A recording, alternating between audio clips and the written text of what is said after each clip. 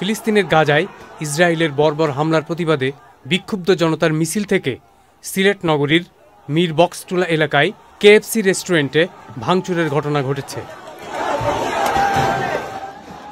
এ সময় রেস্টুরেন্টের ভেতরে থাকা ইসরায়েলি প্রতিষ্ঠানের তৈরি সন্দেহে বিভিন্ন কোমল পানীয় পণ্য নষ্ট করা হয়েছে। হামলার পরপরই রেস্টুরেন্টটি বন্ধ করে দেয় কর্তৃপক্ষ।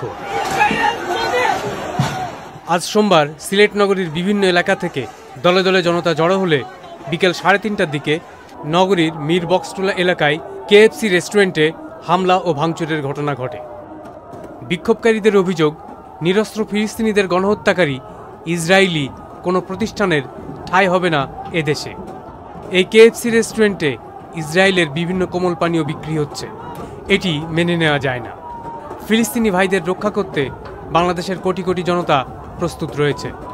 চলমান হামলা শুধু একটি অঞ্চলের নয়, সমগ্র মুসলিম বিশ্বের প্রতি আঘাত। এই অমানবিকতা বন্ধে বিশ্ব নেতাদের এখনই পদক্ষেপ নিতে হবে।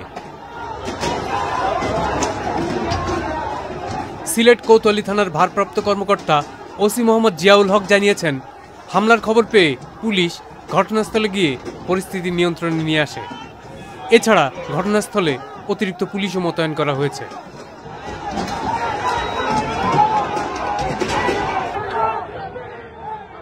উদ্ভূত পরিস্থিতিতে রাজধানী ঢাকা সহ বাংলাদেশের অন্যান্য শহরে মার্কিন নাগরিকদের জন্য বিক্ষোভ সতর্কতা জারি করেছে ঢাকাস্থ মার্কিন দূতাবাস।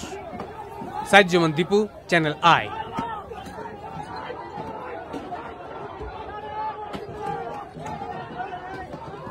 বান্ডেল থাকলে প্রতি সেনমানিতে টাকা বাঁচবে।